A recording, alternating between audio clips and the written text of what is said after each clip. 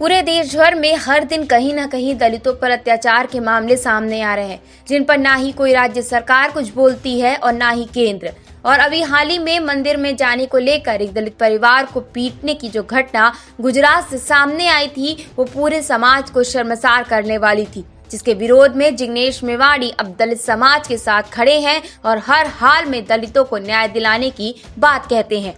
आपको बता दें कि वर्नू गांव के दलित निवासियों की शिकायत मिलने पर राष्ट्रीय दलित अधिकार मंच, जिसके राष्ट्रीय संयोजक जिग्नेश मेवाड़ी हैं, अपनी टीम के साथ मंदिर पहुंचे, जहां मेवाड़ी ने उनकी उपस्थिति में मंदिर के अंदर दलित समुदाय के लोगों के प्रवेश को सुनिश्चित किया, जिस पर मेवाड़ी ने IANS से कहा कि मंदिर में 2 परिसर हैं और दलितों को केवल प्राथमिक भाग में जाने की अनुमति है और आंतरिक गर्भगृह केवल उच्च जाति के लोगों के लिए आरक्षित है।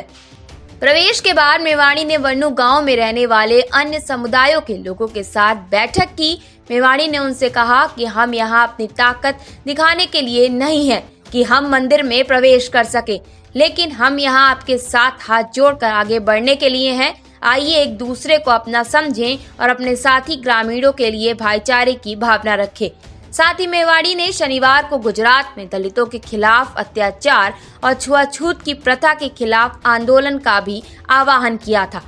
दलितों पर लगातार हो रहे हमलों पर पुलिसिया कार्रवाई पर भी सवाल खड़े करते हुए मेवाड़ी ने कहा कि जब तक किसी दलित पर हमला या उसकी हत्या नहीं हो जाती, तब तक पुलिस किसी भी प्रकार की कार्रवाई नहीं करती है और भाजपा देश भर में मंदिरों के नाम पर केवल राजनीति कर रही है।